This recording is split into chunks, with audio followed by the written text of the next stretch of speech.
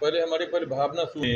वलय रेखा होते हैं, ये देखो, हर उंगली का वलय रेखा होता है और हर उंगली के वलय रेखा के फलादेश अलग अलग प्रकार के होते हैं। ये जो उंगली है, ये आज मैं तुम्हें बतलाने जा रहा हूँ, बहुत लोगों को नहीं भी मालूम होगा। इसमें हम गुरु का रत्न, शुक्र का रत्न और चंद्र का भी रत्न पहनाते हैं। ये देखो, ये तुम लोग को बतलाने जा रहे हैं, ध्यान से, जरा ध्यान से सुनिए। इस तर्जनी की उंगली में गुरु का रत्न पोखराज पहनाया जाता है, टोपाज भी पहनाया जाता है, लेकिन शुक्र का रत्न इसमें केवल ओपल पहनाया जाता है। इस उंगली में हम लोग अमेरिकन डायमंड पहनाते हैं या हीरा पहनाते हैं, लेकिन इसमें ओपल का उपयोग होता है। होता क्या, होता ही है। तीसरी हम लोग चंद्र रत्न भी इसमें करते हैं। चंद्रमा का रत्न इसलिए हम इसमें पहनाते हैं जो प्रायः तुमको बड़े बड़े पुस्तकों में यह प्राप्त नहीं होगा, लेकिन मैं तुम्हें आज बतला रहा हूँ। तुम निकाल भी नहीं सकते किसी पुस्तक में।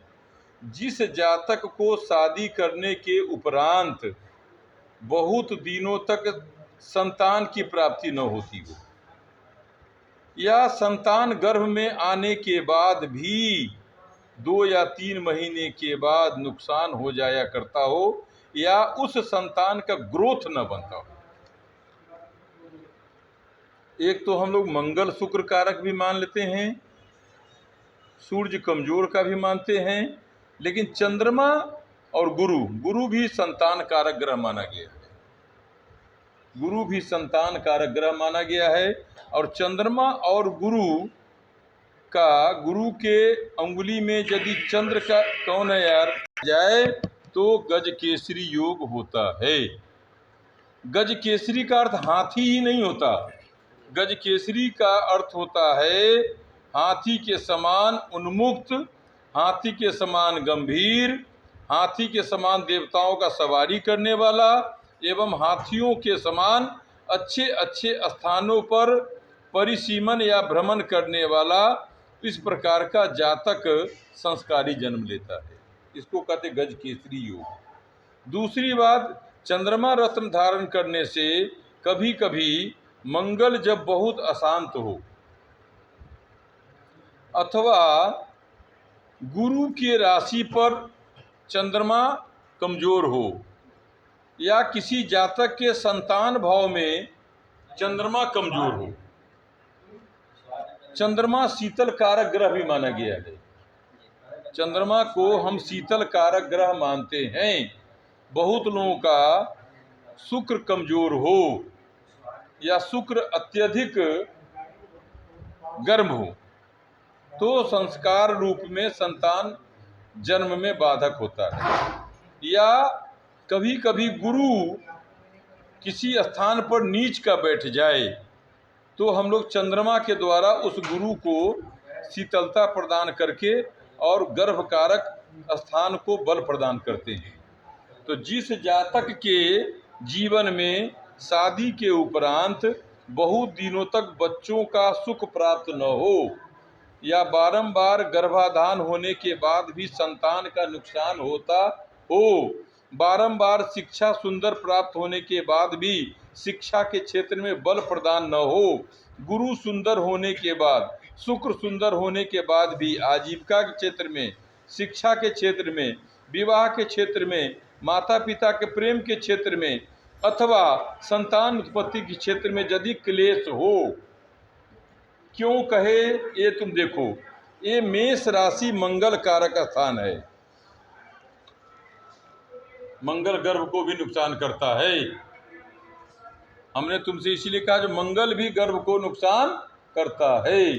तो चंद्रमा का रत्न पहनने से मंगल की भी शांति होती है। अब ये वृष राशि का पर्व माना गया, ये शुक्र का स्थान है, इसीलिए हम शुक्र का रत्न पहनाते हैं। यदि किसी जातक का शुक्र ठीक न हो तो चंद्रमा का रत्न पहनने से भी शुक्र अच्छा होता है, क्योंकि चंद्रमा और शुक्र दोनों आपस में शत्रु नहीं माने गए। अगर किसी भी जातक या जातिका का ठीक न हो तो चंद्रमा के द्वारा चंद्र रत्न के द्वारा उसे शांति प्रदान करके गर्भाधान संस्कार किया जाता है। तो मेष, वृष, मिथुन। अब बुध देखो, ये बुध का पर्व है। तुम लोग जो कहते हो किस प्रकार हम अंक से निकालते हैं, किस प्रकार अंक के द्वारा जातक के संतान भाव का, शिक्षा क्षेत्र का, शादी के, पति पत्नी के संबंध का, संतान पुत्र का, पिता पुत्र का, पति पत्नी का कैसे निकालते हैं, इसी से निकालते हैं। यदि तुमसे कोई प्रश्न पूछता है जो यहाँ मंगल का क्या करना है, तो यहाँ पर्व संख्या 1 मंगल का राशि, पर्व संख्या 2 शुक्र की राशि, पर्व संख्या 3 बुध की राशि। तो चंद्र मंगल लक्ष्मी कारक योग भी है, चंद्र मंगल जो है कि शांति कारक योग भी है, चंद्र शुक्र भी सुंदर कारक योग है, और चंद्रमा और गुरु तो जो है तुम समझ जाओ गज केसरी योग कारक माना गया ही है। अब आया बुध।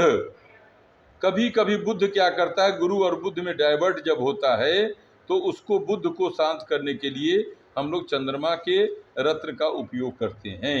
इस प्रकार इस अंगुली में, रोशनी छोड़ दीजिए हमारे स्वामी जी, इस अंगुली में चंद्रमा के रत्न मोती जो बसरा का हो, आजकल का मोती जो 100-125 वाला वो नहीं, बसरा का मोती हो या कोई सुंदर क्वालिटी का अगर मोती हो, अगर पति पत्नी के इस तर्जनी अंगुली में सोमवार के दिन स्वर्ण में जड़वा करके और अपने गुरु या चंद्रमा की पूजा करके रत्न धारण करवाने से सर्वार्थ सिद्ध योग की प्राप्ति होती है। ये ध्यान रखिए आप लोग।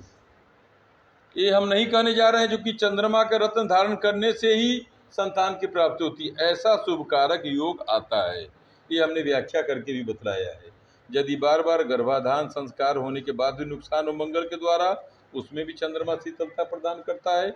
शुक्र के द्वारा यदि शुक्र रत्न कमजोर हो, पुरुष का विशेष करके, या थायराइड का भी हो, तो भी चंद्रमा उसको शांति प्रदान करता है। बुध यदि ऐसा हो फिर भी चंद्रमा बुध के द्वारा सुख प्रदान करता है। ऐसे जातक के जीवन में यदि इस प्रकार का क्लेश है तो सोने में 7 रत्ती से ऊपर मोती का रत्न धारण करने से पति पत्नी दोनों धारण करें, एक नहीं, अवश्य संतान की प्राप्ति होगी, शिक्षा के क्षेत्र में कार्य होगा, व्यापार के क्षेत्र में भी सुख शांति होती है, और पति पत्नी के आपसी सौहार्द में भी सुख शांति प्राप्त होती है। ये आया। अब बलय रेखा।